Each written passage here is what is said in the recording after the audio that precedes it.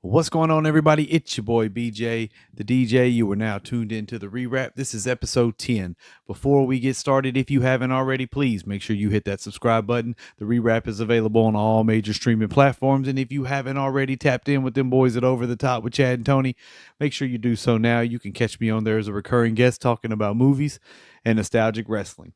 Episode 10. Let's get to it. Now, this is a milestone episode in a sense because it is episode 10. We still haven't quite figured out what we're doing with this thing, but we're going to keep it pushing, right? Episode 10, I wanted to talk about a key component in most of your songs. It's actually the thing that usually leads people to either like or dislike a song, and that is a hook. And in particular, we're going to talk about the ones who provide those iconic hooks, right? A hook can make or break a song. Like I said, either you love it or you hate it, and that's really the part of the song that draws you in 9 times out of 10 next to the beat, right? And what I have here in my hand is I have a list of some of the greatest pretty much to ever lay down hooks on hip hop tracks, right? In a lot of cases, it's outsourced in a sense. Very few times is there a major hit without having a collaborative type effort from someone providing a hook on a song, right? There are some, some out there that really do try to do things on their own, but 9 times out of 10 in the hip hop genre, they're going to outsource that to a singer or perhaps another rapper or perhaps a producer or, it just depends. And based on this list, you're going to see that there have been some really good ones out there, and there have been some really good ones to do it. So let's get into it. I got 10 here. And I think once I start going down this list, again, it's one of those things where 9 times out of 10, you're going to agree with what this list is, but this is not in any particular order, so to speak. But, I guess it is. I guess I did put it in an order that I feel like is important. I feel like it is a kind of like a top 10 list of best hook providers. That's why we're calling this episode What the Hook Gonna Be. So let's get into it. Number 10, someone who's heavily featured in the news currently based on a diss track that he did with one of the Migos. I've got Chris Brown. Now, Chris Brown has dabbled in the rap genre on several occasions, most notably with that smash hit Look at Me Now, where he really just kind of set the pace for the whole song. I think Busta Rhymes' verse is more iconic on that song than anybody else's. I forget Wayne is on that song oftentimes because of Chris Brown rapping at the beginning and Busta Rhymes with that verse that everyone has kind of imitated at one point or another. Not to mention he's never shied away from featuring rappers on his own impressive catalog of songs. Chris Brown often gets overlooked for his contributions in hip hop because because of his presence in the R&B scene, right? He has actually provided hooks for everyone from Childish Gambino to Jack Harlow, DJ Khaled to Wiz Khalifa, Busta Rhymes to Lil Dicky, who also featured Chris Brown on his Freaky Friday single, which is his highest selling single to date. So, Chris Brown has done it all. He's worked with everyone, and he continues to, build his catalog and also build his collaborative efforts with other people. So, coming in at number 10, I have Chris Brown.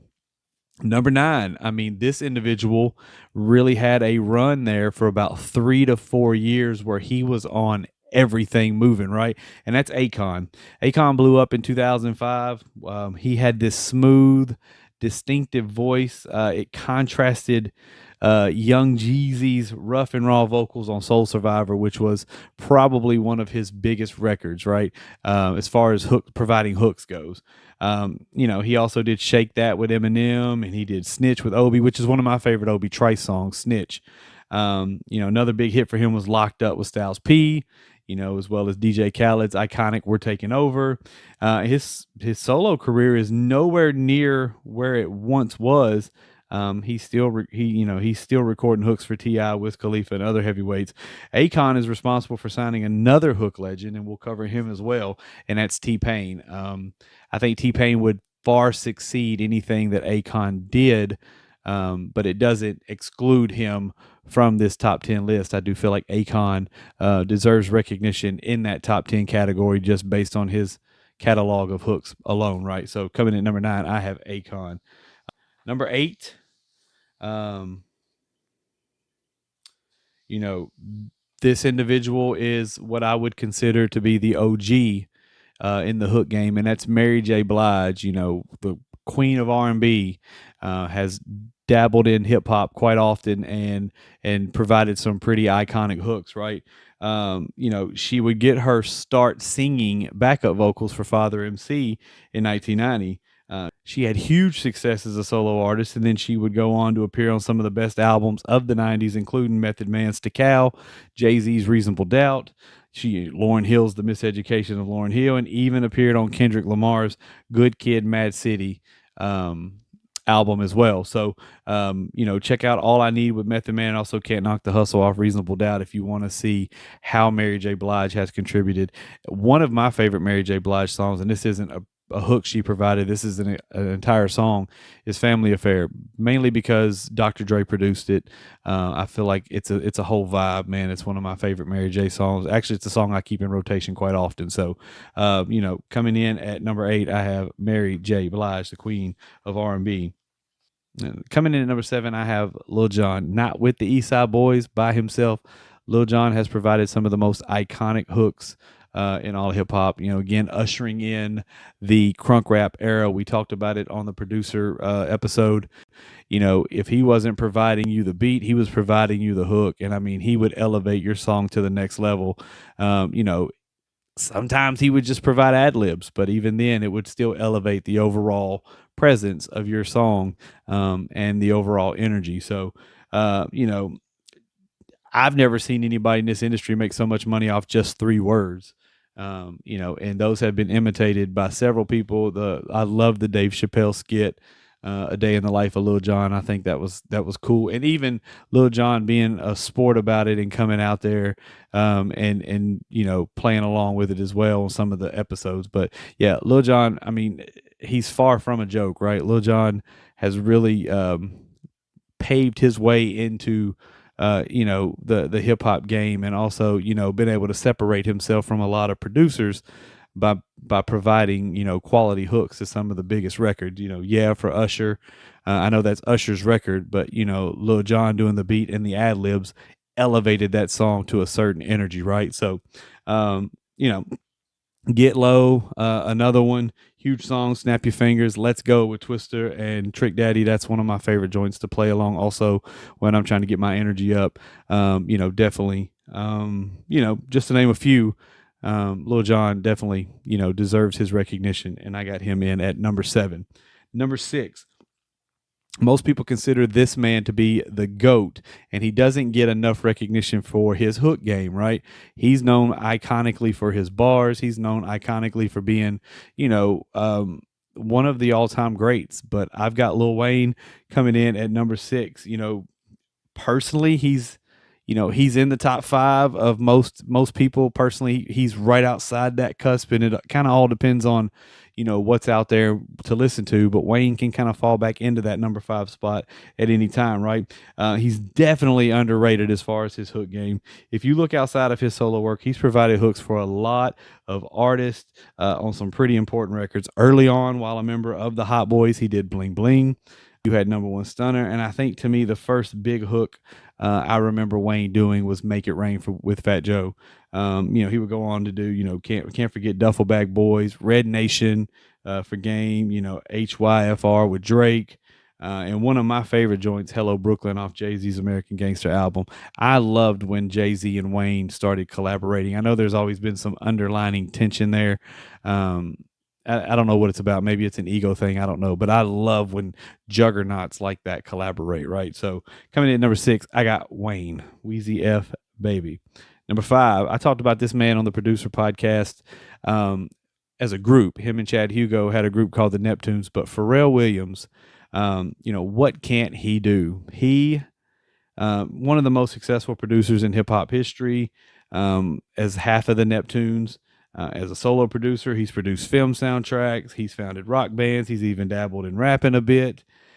But the talent we're focusing on is his knack for creating catchy hooks on hit records such as Beautiful for Snoop, He had Shake Your Ass for Mystical and I Just Want to Love You, Change Clothes, as well as others for his longtime collaborator, Jay Z.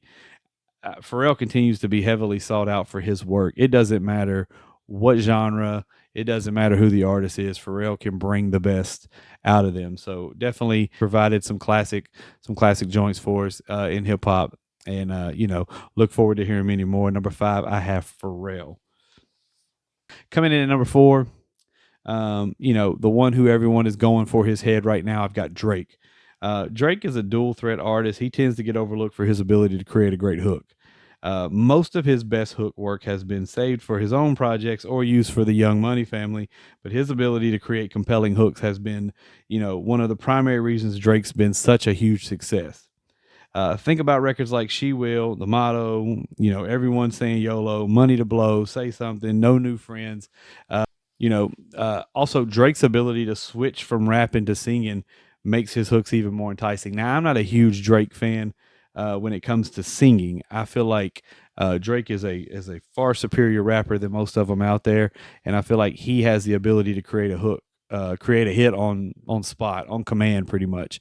And I don't care who writes it for him. I mean, the man's catchy. The man has a catchy voice. He has a catchy cadence. So even if someone is providing him the words to rap, he has to be able to deliver, and he never under delivers. You know what I mean? In my opinion, just not a fan of huge. I'm not a huge fan of singing Drake, but I love to hear Drake rap. I can listen to him all day. Like I said, he's in my top 5 all day, every day. I feel like he is this generation's biggest rap artist, and that's why everyone's pretty much taking shots at him at this point. So coming in at number 3, we're going to talk about T-Pain. Now, T-Pain has been the butt of the jokes for so many people as far as he can't sing without auto-tune, but I think he's done a pretty good job of proving that theory wrong. Doing some acoustic sets and some Tiny Desk type stuff, really showcasing what his raw talent is, and the fact the guy can actually sing without auto-tune. He actually had a whole genre of music emulating everything he did with from everybody from Kanye West to Lil Wayne was rapping with auto tune on their voice, and that's a very cringe era for me. I really, really am glad that we're past that. I don't mind the singers using it. I really felt like the T-Pain effect was a cool little twist on some songs, but yeah, the rappers doing it to rap was just not it. It was not where it was. It just, from 2006 to 2010, his unmistakable "Shawty" was everywhere on the radio, right? He created huge, successful radio friendly songs. You had Low by Flo Rida, you had Good Life by Kanye. T Pain became the go to for surefire radio hits in the mid to late 2000s. Buy You a Drink, Kiss You, You and That for E40, Cyclone, Plies. He did Shawty. Um, and I'm So Hood, like T-Pain was everywhere from 2006 to 2010. And there's actually been a resurgence by T-Pain here lately. So, and I love to see it. I think he definitely deserves his flowers. Everyone felt like Jay killed him with the death of auto tune thing, but that ain't true. I mean, he's still making money, he's still selling records, and he's still making great hooks. So, coming in at number 3, I've got T-Pain. Number 2, I've got Rihanna. Rihanna has a monster of a voice and has the ability to make any track sound big and stadium ready. That's the key word there, stadium ready. Her first platinum rap record was in 2008 when she was featured on T.I.'s Live Your Life. That's the first time she had a rap feature go platinum. Putting everybody on notice that she was fully capable of crossing over into hip hop. Since then, almost every rap song on which she has featured has gone platinum, including Jay-Z's Run This Town, huge record. Eminem's Love the Way You Lie, which is Diamond, I think, and Monster, and also Kanye West's All of the Lights. You can't go wrong featuring Rihanna on a hip hop joint. I think she kills it. And she's even, brought hip hop artists into her world as well and made some really big records. So I don't think you can go wrong. Rihanna coming in at number 2. Number 1, I've got the man, the myth, the legend himself, Nate Dogg. The number of hits that Nate Dogg has been featured on is almost overwhelming. And if he was still alive today, there's little question that he would still be one of probably the premier hook men in the game. Nate Dogg is a West Coast legend. He's worked with mostly every big artist out of California during the 90s. Dre, Pac, Snoop, Corrupt, Ice Cube, as well as heavyweights from across the country. He's featured on Eminem songs, Pharoah Monk, 50 Cent, Most Def, and Ludacris. If Nate Dogg was on one of your songs, it was much solidified as a hit. Just to go beyond that, Regulate with Warren G, It Ain't No Fun, Next Episode, Till I Collapse, 21 Questions, Area Codes, you name it, Nate Dogg sang it. Undeniably, probably the greatest hook man in the history of the business. And the thing is, if you listen to it, Nate Dogg's voice wasn't like, he didn't have to oversing anything. Nate Dogg would find a way to kind of settle into a track and just do his thing, right?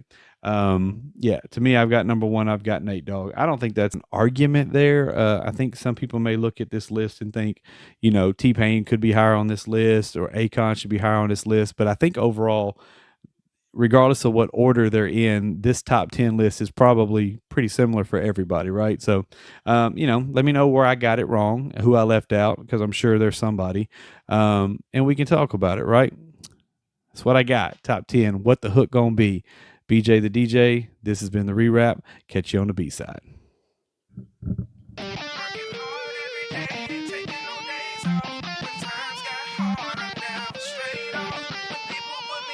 Shaking